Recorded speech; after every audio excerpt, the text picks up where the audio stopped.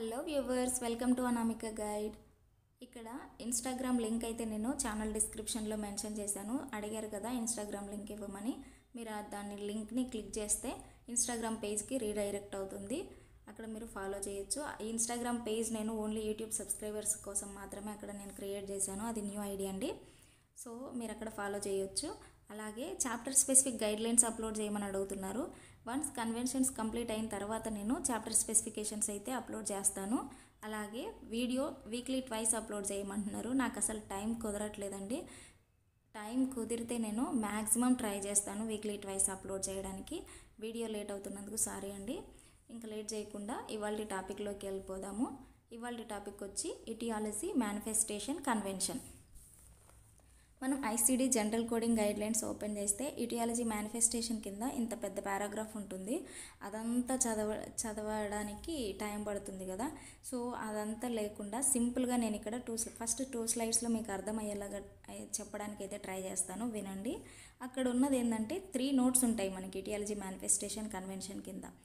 Code first, use additional code and in disease classified elsewhere, ఇవి ఉంటాయి అన్నమాట.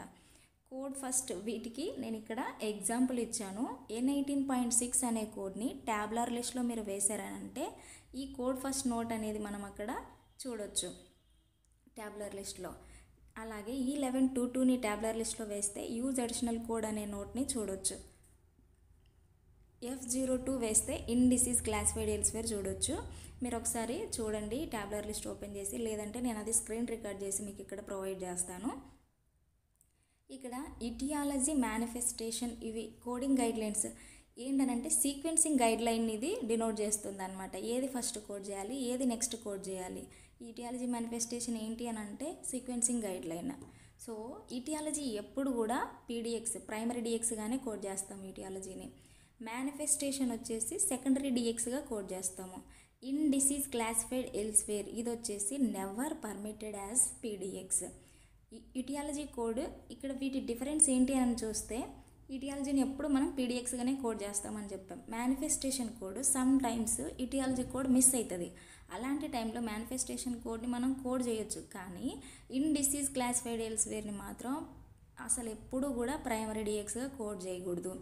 అసలు వీటి డెఫినేషన్స్ ఏంటనేది మనం చూసుకున్నట్లయితే ఇటియాలజీ అంటే ఏంటి, రూట్ కాజ్, దేనివల్ల మనకి డిసీజ్ వచ్చింది, అండర్లయింగ్ కండిషన్ ఏంది అనేది ఇటియాలజీ అవుతుంది. మేనిఫెస్టేషన్ చూడండి, it is a diagnosis code that describe the symptoms or complications of and underlying disease. Manifestation అంటే ఏం లేదు, ఏవైనా సిమ్టమ్స్ కానీ కాంప్లికేషన్స్ ఏవైనా కండిషన్స్ ఉంటాయి కదా, వాటిని మనం మేనిఫెస్టేషన్ అంటాం. ఆ మేనిఫెస్టేషన్ రావడానికి గల కారణం ఏంది అని చూస్తే అది ఇటియాలజీ అవుతుందన్నమాట. అలాగే ఇక్కడ నేను స్క్రీన్ రికార్డ్ చేసి మీకు చూపిస్తానని చెప్పాను కదా, అది ఇక్కడ చూడండి. ఆ తర్వాత మనం ఐసీడీ జనరల్ గైడ్లైన్స్లో ఉన్న పారాగ్రాఫ్లో ఏముంది అనేది లైన్ బై లైన్ మనం ఇక్కడ చూద్దాము. బెటర్ మీకు ఇక్కడ N18.6 అనేది ట్యాబ్లర్ లిస్ట్ ఓపెన్ చేసి చూపిస్తాను, మీకు క్లియర్గా అర్థమవుతుంది. N18.6 కోడ్ డిస్క్రిప్షన్ వచ్చి ఎండ్ స్టేజ్ రీనల్ డిసీజ్. ఇక్కడ చూస్తున్నారు కదా, మనం ట్యాబ్లర్ లిస్ట్ చూడాలి అని అనుకుంటే 3 కేటగిరీస్ చూస్తాం కదా. సో ఇక్కడ N18 3 కేటగిరీ ఉన్నది చూస్తే ఇక్కడ చూడండి, N18కి కోడ్ ఫస్ట్ అనేది ఇక్కడ ఇండికేట్ చేస్తుంది. Any associated code first. Diabetic chronic kidney disease ఈ సిరీస్లో అయినా కోడ్ చేయండి, లేదంటే హైపర్టెన్సివ్ క్రానిక్ కిడ్నీ డిసీజ్ అని చెప్పేసి మనకి కోడ్ ఫస్ట్ నోట్ అనేది ఇక్కడ డినోట్ చేయబడి ఉందన్నమాట. దీన్ని మనం ఇందాక చెప్పుకున్నాము. నెక్స్ట్ వచ్చేసి ఇలా N18 ఇక్కడ క్లిక్ చేసినా వస్తుంది. జస్ట్ మీరు కేటగిరీ కోడ్ N18 అని క్లిక్ చేసి చూస్తే మీకు ఇలాగా కోడ్ ఫస్ట్ అనేది ఇక్కడ కనిపిస్తుంది చూడండి. N18కి క్రానిక్ కిడ్నీ డిసీజ్ ట్యాబ్లర్ లిస్ట్లో వచ్చేసి కోడ్ ఫస్ట్ అనేది ఇక్కడ ఇలా ఉంది. నెక్స్ట్ వచ్చి E1122 కదా మనకి, E1122 అండర్లయింగ్ డిసీజ్. దీన్ని ఇక్కడ వేస్తే E1122కి యూజ్ అడిషనల్ అనేది ఇక్కడ ఉంది చూడండి ట్యాబ్లర్ లిస్ట్లో. Code to identify stage of chronic kidney disease. So ఇది ఎగ్జాంపుల్ అనమాట, అక్కడ నేను ఇచ్చిన ఎగ్జాంపుల్. ఇంకొకటి వచ్చేసి F02 in disease classified elsewhere. దీని డిస్క్రిప్షన్ చూద్దాం ఇప్పుడు. Dementia in other disease classified elsewhere. దీనికి కోడ్ ఫస్ట్ నోట్ ఇక్కడ చూపిస్తుంది కదా. The underlying physiological conditions such as Alzheimer's ఇవన్నీ ఉన్నాయన్నమాట. ఇక్కడ F02 మనం కోడ్ చేయాలి అని అంటే కోడ్ ఫస్ట్ నోట్ ఏమి ఇండికేట్ చేస్తుంది? అల్జీమర్స్ G30, 75/4 ఇవన్నీ ఉన్నాయి కదా. మనకి డాక్యుమెంట్లో అల్జీమర్స్ ఉందనుకోండి, G30ని ఫస్ట్ కోడ్ చేస్తాము, నెక్స్ట్ F02ని కోడ్ చేస్తాం. Certain conditions have both an underlying etiology and multiple body system manifestations. కొన్నిటికి etiology and manifestation రెండు ఉంటాయి. For such conditions, etiology should be sequenced first. మనం చెప్పుకున్నాం కదా ఇందాక, etiology ఎప్పుడు PDX అని. ఇక్కడ అది ఫస్ట్ కోడ్గా ఇస్తాము, నెక్స్ట్ ఫాలోడ్ బై manifestation ఇస్తాము. Wherever such a combination exists, there is a use additional code note at the etiology code and a code first note at the manifestation code.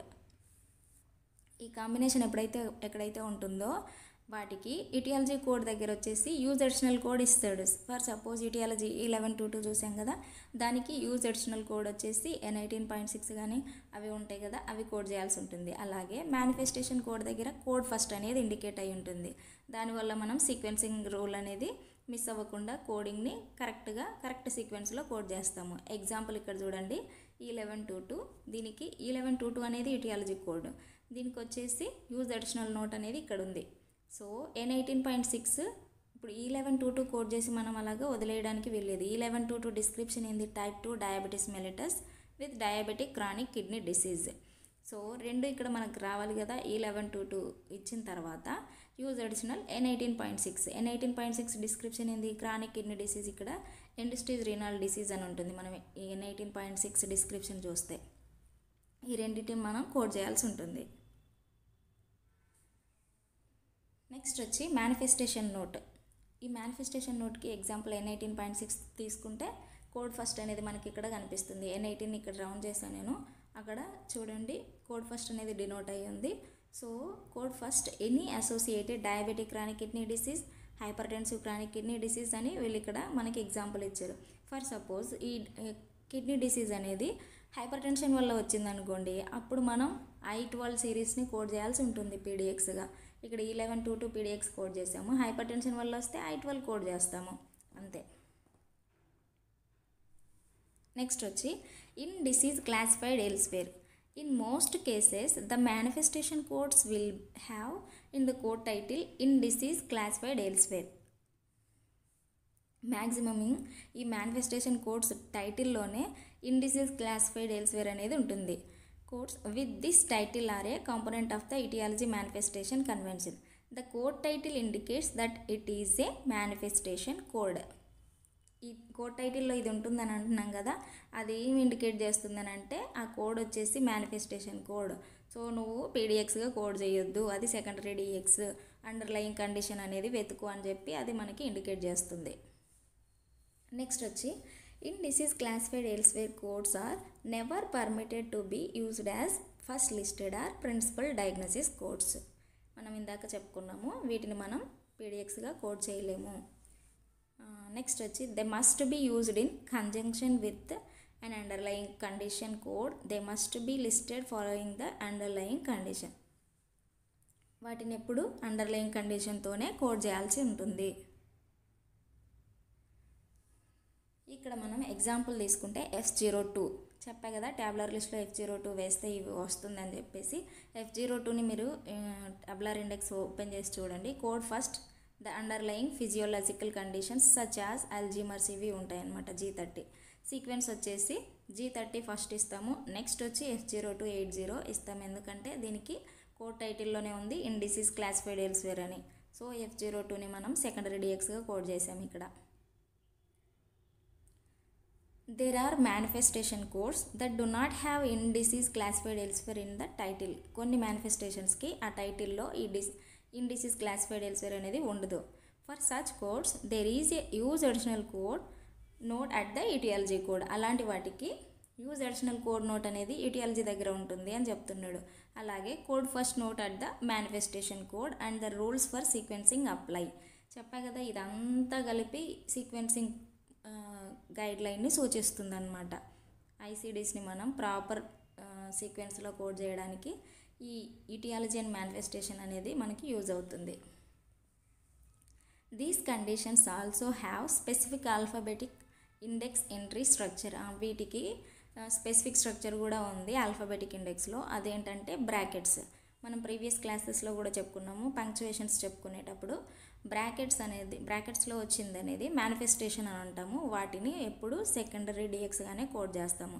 The code in brackets is always to be sequenced second.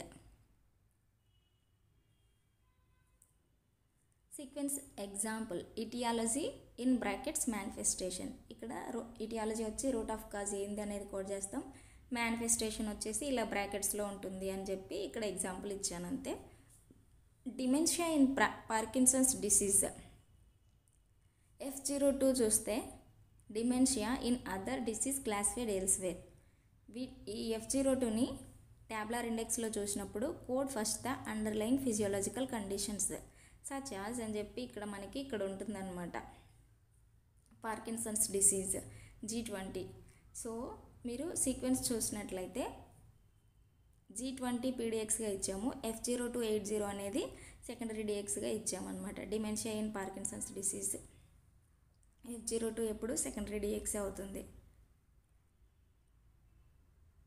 ఇక్కడ example screen shot పెట్టాను నేను. ఇక్కడ dementia in other disease classified elsewhere code first అని చెప్పేసి ఇలాగా మనకి ట్యాబ్యులర్ లిస్ట్లో ఉంటుంది. సో G30 మనం ఫస్ట్ కోడ్ చేసి F02ని సెకండరీ డిఎక్స్గా కోడ్ చేస్తాము. అంతేనండి. Thank you for watching. Subscribe for more videos. మీకు ఈ కంటెంట్ నచ్చినట్లయితే లైక్ చేసి సబ్స్క్రైబ్ చేయండి. అలాగే ఇన్స్టాగ్రామ్ లింక్ అయితే ఇచ్చాను, అక్కడ మీరు ఫాలో చేయొచ్చు. Thank you.